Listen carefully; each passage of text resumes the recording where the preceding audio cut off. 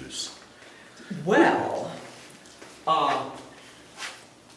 this is one of my favorite paintings, and it's one that I worked on for about 7 years. I started this painting when I was living in New York City in the 1980s when I got out of graduate school. I came back to California in '89, and I quit working on it, and then about 10 years ago I started working on it again. So it's almost like an archaeological dig to me. It's like a midden or something, you know, it's because it contains so many elements that I put down and scraped off, type of process with this. And it's faint, and it's almost like a subliminal image. It's got the deviled ham devil that I remember from childhood. If you've ever had if you like ham, you'd be interested in deviled ham.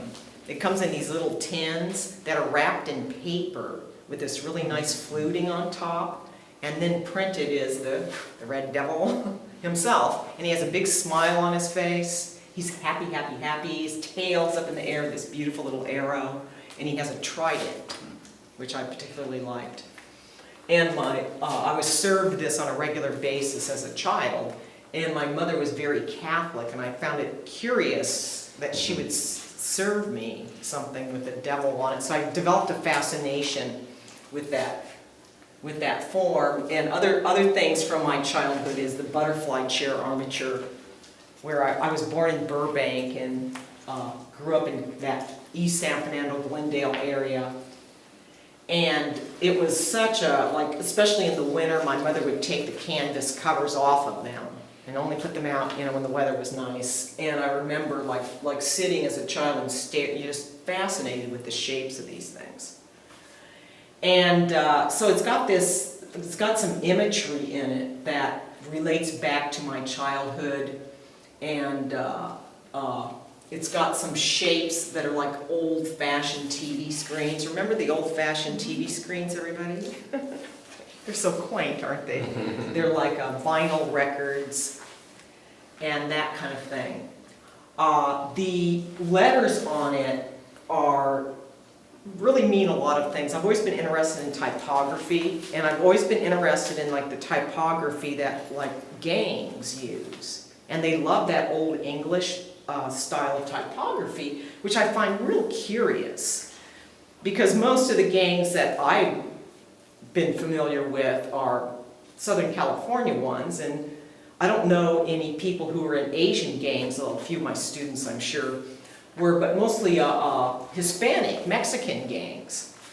And they love that old English lettering type of thing for tattoos. And I see it as it's like a cry, like "I." Or I also see it as abstract expressionism, which really influenced my art when I was young.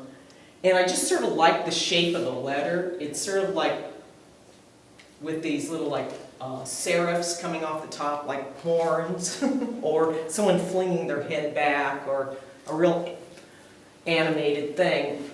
And I just developed a fascination with that, and I've used these letters in a lot of my art. It has to be AE. It's not it's just those two combinations of letters are real important to me.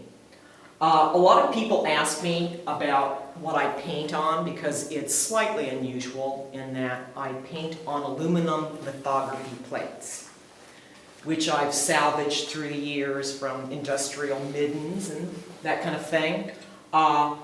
They're the type of plates that they use to print up those really obnoxious Sunday inserts in the newspaper, like for the supermarkets and all that type of thing.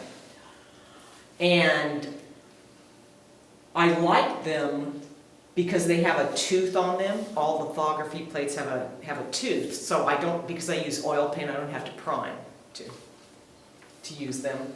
And so it creates this really lovely electromagnetic charge that the paint just, it's like, it's going to be there for a long time. I like the idea of taking something that they used to throw away. They don't throw them away anymore, which is good. And turning detritus into art. I think a lot of us are fascinated with that. A lot of artists love to do that. That transformation thing. Because I really do believe that art can transform you, too. And I have this really idealistic, optimistic view that art can change the world, and art can change individuals, and that it's a force for the good, and that societies that have destroyed art, that, forbid dancing, music, books, burn books, all those kinds of things, well, look at what type of, regimes they are,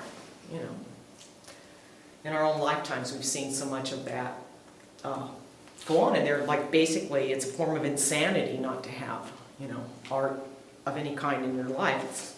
It seems crazy to me. And I think art has a biological survival value, because it keeps us sane. So I'm a real big believer in all of that kind of thing. I don't know if it shows up on the screen, but this is actually a shaped canvas. And I got the idea doing shaped canvases really while I was still in graduate school. And I was at the San Francisco Art Institute, and people were still real excited about Frank Stella's protractor paintings, and those were people in that age group were our teachers, and Paul Cause was one of my teachers, and he was doing shaped canvases, and so I decided I had to do some shaped canvases. And so that tells you how old this thing is. And I started off, though, as an undergraduate in fine arts making sculpture. And I think my work has a sculptural aspect to it that I think is real apparent in a piece like this. But I see them as objects, and I see the painted surfaces as patina. It's just the paint's patina. I have that in my head, and I'm real concerned about getting, getting the patina the way I like it. And there's many layers of paint on these. Sometimes I'll use up to 20 layers of glazes and paint. Sometimes I'll scrape them off and let parts show through. And then other times I'll just sort of let them be. But does anybody have any questions?